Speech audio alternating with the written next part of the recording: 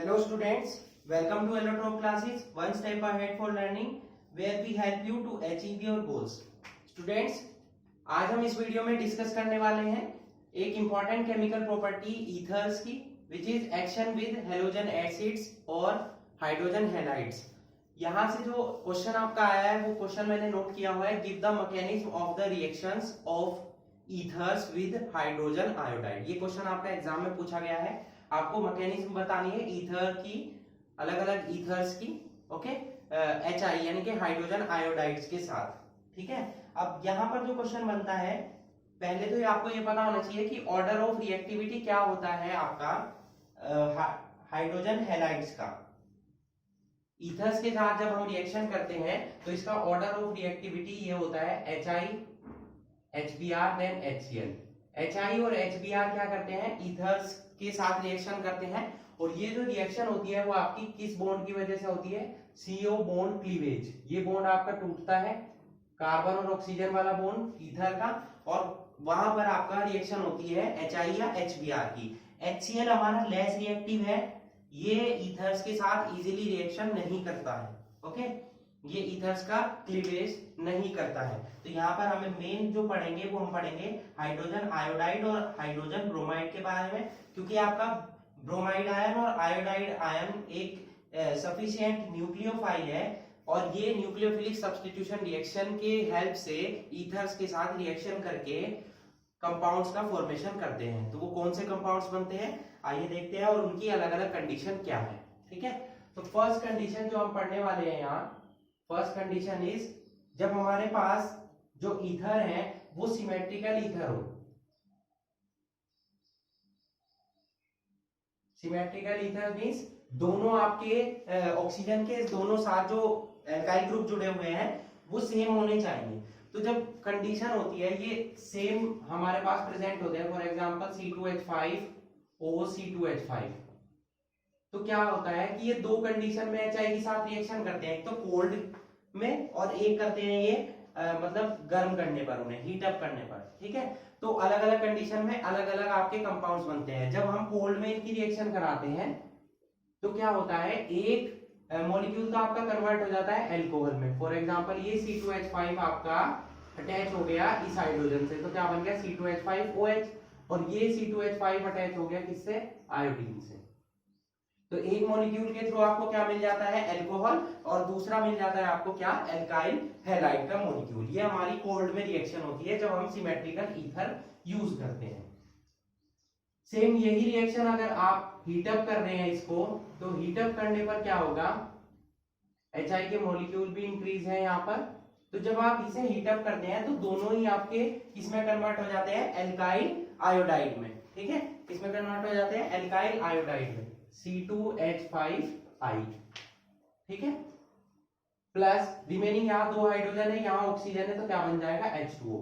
दोनों कंडीशन अलग अलग है, ये आपकी कोल्ड की रिएक्शन है, आपकी हीटर करेंगे जब आप इसे हीट कर रहे हैं, तो ये रिएक्शन है सिमेट्रिकल ईथर्स के साथ।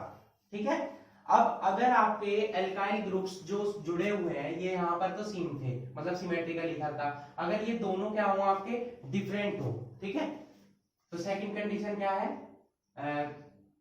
With asymmetrical ethers.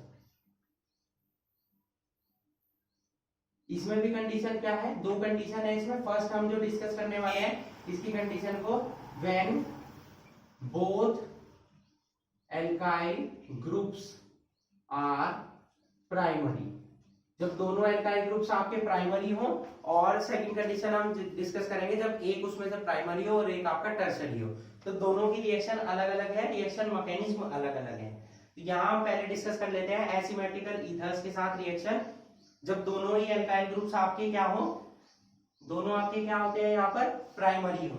ठीक है, तो वही सेम रिएक्शन होगी यहाँ पर कि आपकी कोल्डनेस में रिएक्शन होगी, और आपकी जब आप उसे हीट अप करते हैं उसके साथ रिएक्शन होगी। तो पहले हम कोल्डनेस वाली रिएक्शन नोट कर लेते हैं।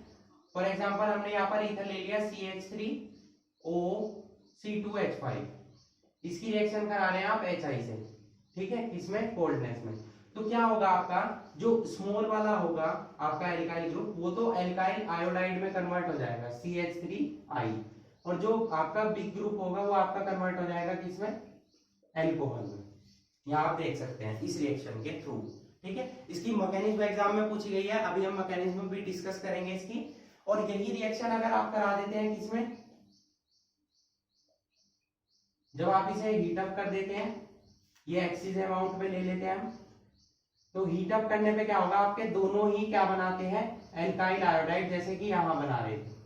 यहाँ पे याद रखना है, जब आप हीट अप करेंगे तो दोनों ही मॉलिक्यूल एल्काइल आयोडाइड में कन्वर्ट होंगे with the axis of hydrogen iodide. ठीक है, दोनों रिएक्शन मैंने यहाँ नोट कर दी, एसिमेट्रिकल ईथर की भी और एसिमेट्रिकल ईथर की भी। ये हमारा सिमेट्रिकल ईथर है, ये हमारा एसिमेट्रिकल ईथर है। ईथर में, एसिमेट्रिकल में पहली कंडीशन है जब आपके दोनों एल्काइल ग्रुप्स क्या हो, प्राइमरी हो। यहाँ आप देख सकते हैं दोनों प्राइमरी है। अब इसकी मैकेनिज्म पर चलते हैं हम, तो उससे पहले आप इन्हें नोट कर लीजिए। मैकेनिज्म देख लेते हैं इस रिएक्शन की।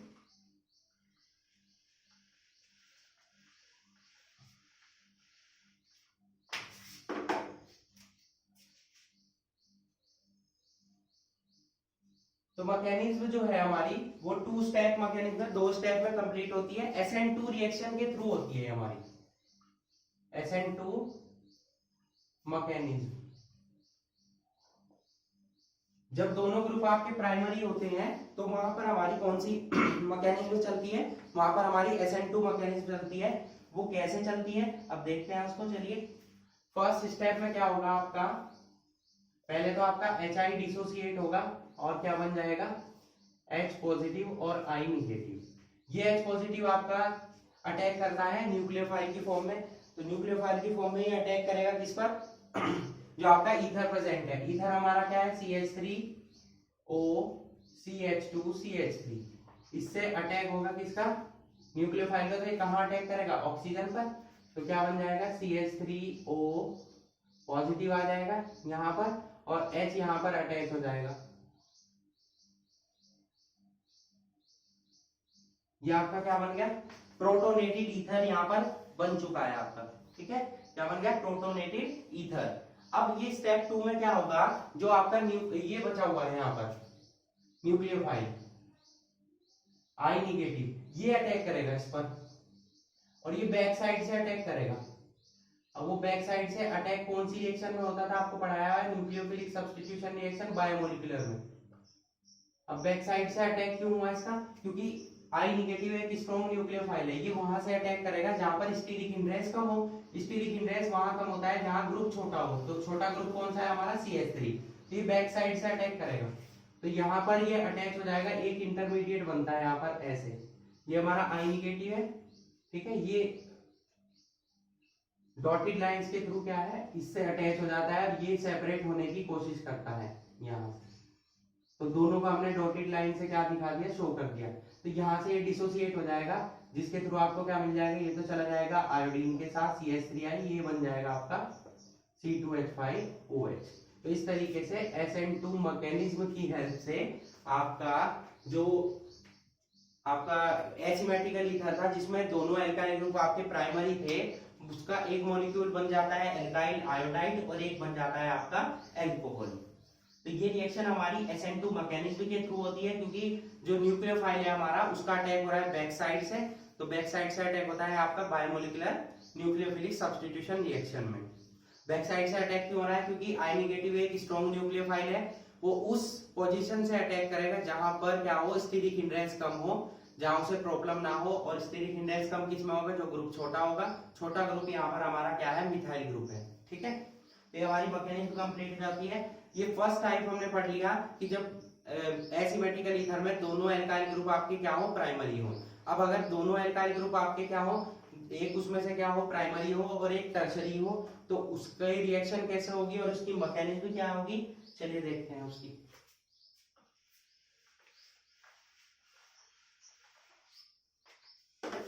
सेकंड रिएक्शन में देख लेते हैं, when one of the alkyl group is primary and other is tertiary। ठीक है, एक अब उसमें से प्राइमरी हो और एक टर्शरी हो। फॉर एग्जांपल यहाँ मैंने एक ईथर नोट कर रहा हूं मैं,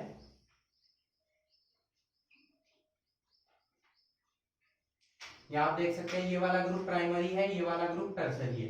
तो जब इसकी रिएक्शन होगी HI से तो क्या होगा कि आपका आयोडीन वाला पार्ट जाएगा टर्सरी के साथ और जो आपका हाइड्रोजन है वो जाएगा इसके साथ एल्कोहल की फॉर्म में। तो ये टर्सरी के साथ बना लेगा क्या, टर्सरी एल्काइल आयोडाइड इस टाइप से, और ये बना लेगा CH3OH यानी कि एल्कोहल। अब ऐसा क्यों हुआ, ये हमारा हुआ SN1 रिएक्शन की हेल्प से। क्यों, उसकी मैकेनिज्म क्या है वो देखते हैं। यहां पर हम तभी समझाएंगे आपको कि कैसा क्यों हुआ। इस मैकेनिज्म में क्या होगा कि जब यहाँ पर अटैक हो रहा है आपका HI का, तो HI के अटैक के लिए क्या होगा, पहले HI क्या हो जाएगा, डिसोसिएट हो जाएगा, क्या बना लेगा H पॉजिटिव और I निगेटिव। तो यहां से अटैक होगा किसका, अब H पॉजिटिव अटैक करेगा पहले, तो H पॉजिटिव के अटैक कराते हैं इस पर हम CH3 CH3, तो H पॉजिटिव अटैक करता है, यहां पर करेगा ऑक्सीजन पर, क्या बन जाएगा, ये इंटरमीडिएट बनेगा आपका, क्योंकि आपकी SN1 रिएक्शन में इंटरमीडिएट बनता है। बनने के बाद क्या होगा, वो कन्वर्ट हो जाएगा किसमें, कार्बोकैटायन में। कार्बोकैटायन बनता है ना प्राइमरी अल्कोहल में। अब देखेंगे ये यहाँ से ऑक्सीजन क्या करेगा, इलेक्ट्रॉन्स को क्या करेगा अपनी तरफ अट्रैक्ट, तो कन्वर्ट हो जाएगा ये आपका टर्सरी कार्बोकैटायन।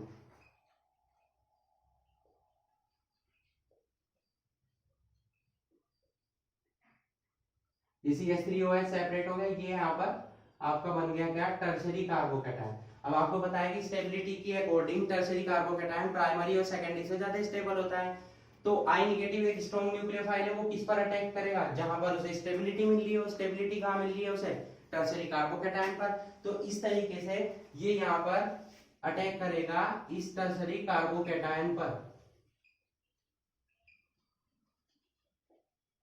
और कन्वर्ट हो जाएगा किसमें, टर्सरी एल्काइल हैलाइड में। और अल्कोहल आपका ऑलरेडी पहले ही बन चुका है, ये आपका फास्ट स्टेप होगा, वो फर्स्ट वाला आपका स्लो स्टेप होगा। ठीक है, फर्स्ट स्टेप आपका रेट डिटरमाइनिंग स्टेप है। तो इस तरीके से जब आपका एक ग्रुप प्राइमरी हो और एक टर्सरी हो, तो हमारा क्या होगा, टर्सरी एल्काइल हैलाइड का फॉर्मेशन होगा। क्यों होगा, SN1 रिएक्शन के थ्रू, क्योंकि उसमें टर्सरी कार्बोकैटायन ज्यादा स्टेबल होता है। तो इस तरीके से आप डिफरेंस फाइंड आउट कर सकते हैं कि जब आपका एक ग्रुप एल्काइल प्राइमरी हो और एक टर्सरी हो तो SN1 रिएक्शन लगेगी, और अगर दोनों ही प्राइमरी हो तो SN2 रिएक्शन वहां पर होगी। ओके, तो यहाँ पर सेकंड टाइप भी हमने कंप्लीट कर लिया। अब रिमेनिंग है इसमें केवल अगर आपका बेंजीन ग्रुप उसमें प्रेजेंट हो, मींस एल्काइल एराइल ईथर्स को जब हम रिएक्शन कराएंगे HI या HBr के साथ, तो हमें किस टाइप के कंपाउंड मिलते हैं, तो वो भी देख लेते हैं हम। चलिए, सो प्लीज नोट दिस।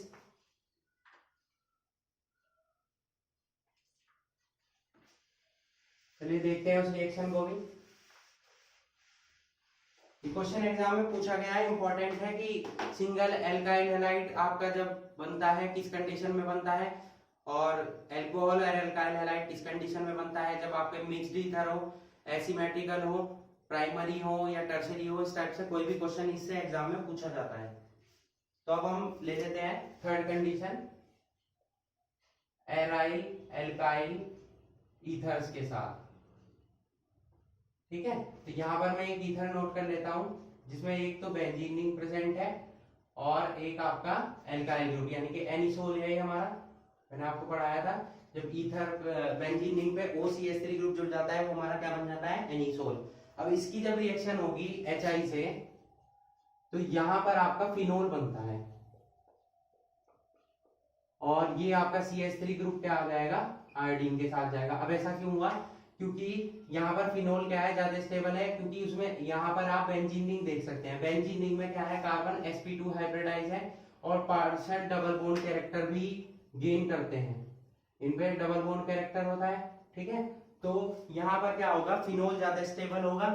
तो फिनोल की स्टेबिलिटी की वजह से क्या होगा कि ए जो बेंजीन और ऑक्सीजन के बीच में बॉन्ड है वो हमारा sp2 हाइब्रिडाइजेशन और डबल बॉन्ड कैरेक्टर की हेल्प से ज्यादा स्टेबल होगा। तो वहां पर हाइड्रोजन अटैक करेगा हमारा, क्योंकि स्टेरिक हिंड्रेंस वहां पर क्या होगा, ज्यादा होगा। तो आयोडीन तो वहां पर अटैक कर नहीं पाएगा, क्योंकि आयोडीन एक अच्छा न्यूक्लियोफाइल है, मैंने अभी आपको बताया। तो ये वहां अटैक करता है जहां इसे प्रॉब्लम ना हो, यानी कि स्टीरिक हिंड्रेंस कम हो। स्टीरिक हिंड्रेंस कहाँ कम है? CH3 पर, बेंजीन पर तो ज्यादा है क्योंकि उसमें sp2 हाइब्रिडाइज कार्बन है, डबल बॉन्ड कैरेक्टर है, तो वो ज्यादा स्टेबल है।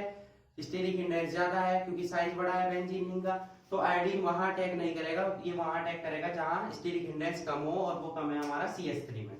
ओके, तो इस टाइप से हमने आज रिएक्शन पढ़ी है, जो वो पढ़ लिया हमने, action with hydrogen halides with ethers. तो उसमें अलग अलग कंडीशंस को हमने पढ़ लिया है, सभी कंडीशन हम ऑलरेडी पढ़ चुके हैं। Okay, so that's it for today, hope you enjoyed the video and thanks for watching.